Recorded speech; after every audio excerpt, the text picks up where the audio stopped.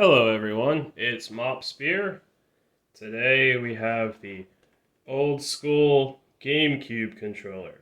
It's supposed to be like a Hori controller for the GameCube, but it's a lot cheaper, and we'll see if it's any good.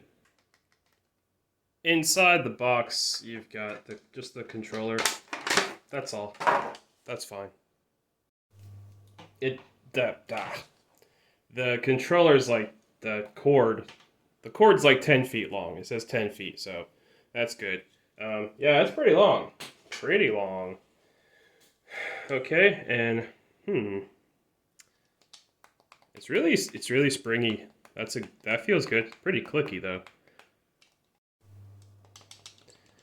It sounds like a new GameCube controller. Yeah, that's really poppy. Poppy. These are a little squishy. And then, triggers feel okay.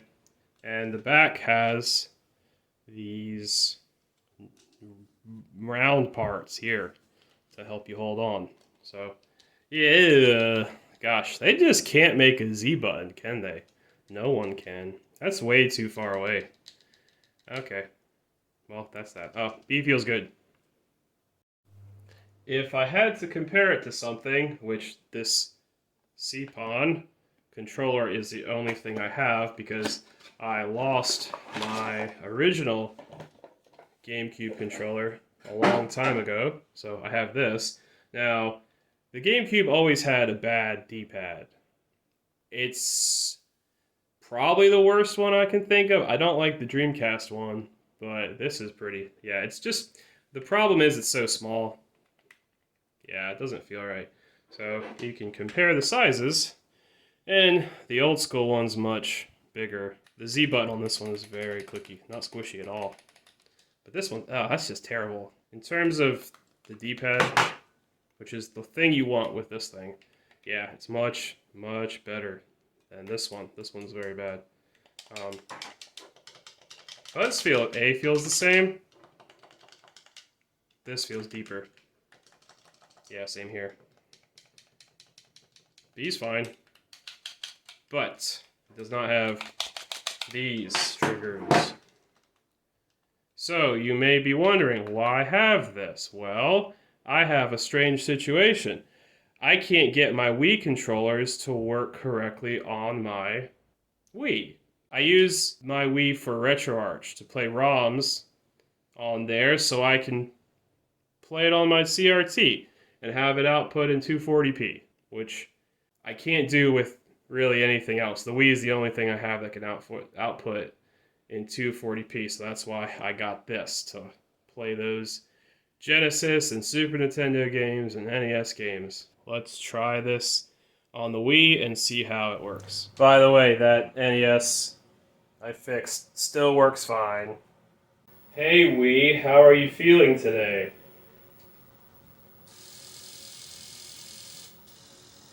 That's too bad. Yeah, I have a problem with the CD drive in that one. So I don't have the sensor bar hooked up, but you don't need it because I just have the Pro controller. I'll go to RetroArch. Wii, load. I've got the Old Skool controller. Okay. Alright. Hold on to your butts.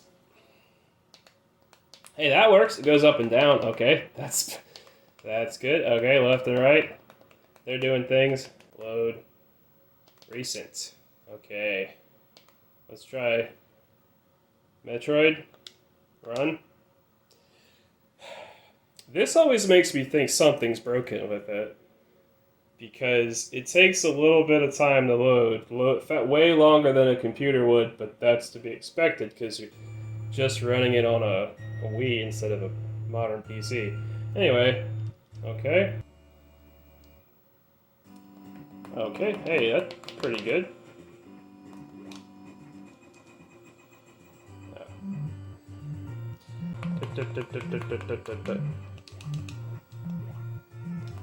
Okay, that's good. Good.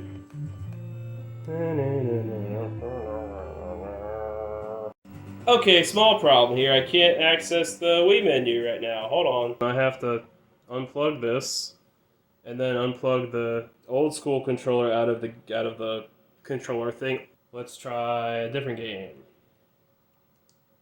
By the way, I moved my CRT from the last video because I think there was some interference coming through the wall in that corner. It was making the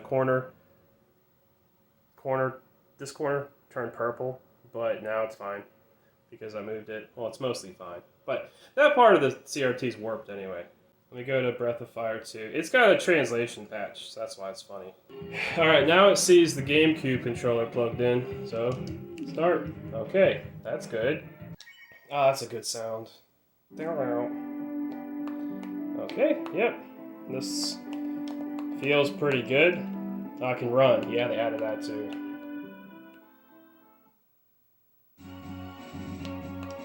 Let's get into a battle.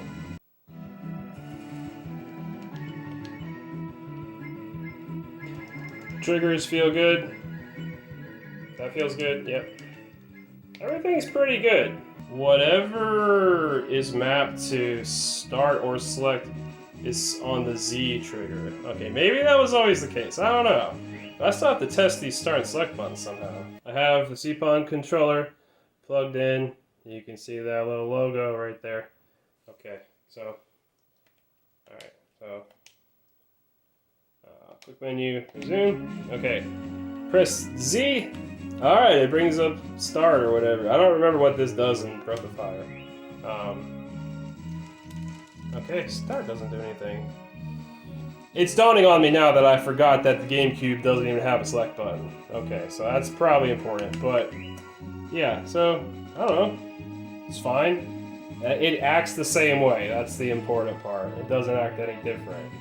Alright. So yeah, I probably just have to remap the controls to whatever you want. I want to try an action-y game. Well, of course we're going to play as Axel.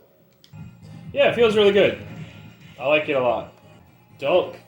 Start worked. Now Z sometimes select. I don't know. This is probably a normal thing for people who do this a lot, but I didn't know. Maybe you don't either.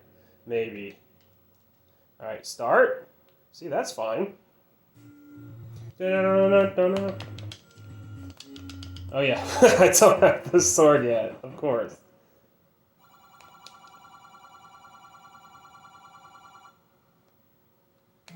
When I get married, I want them to say that.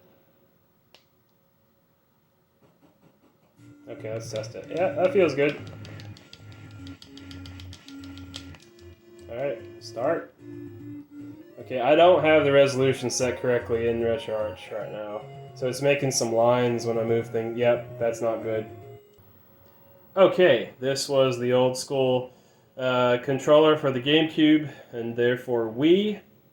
And it works great on RetroArch. And other than me being confused about what the select, start, and Z button do for stuff that's probably normal to everybody, I would recommend this because it was pretty cheap, like between $25 and $30, depending on if you get it on eBay or Amazon or wherever you want to buy stuff from. Alright, well that's it. I'm being sucked into the void. See you guys later. Bye-bye.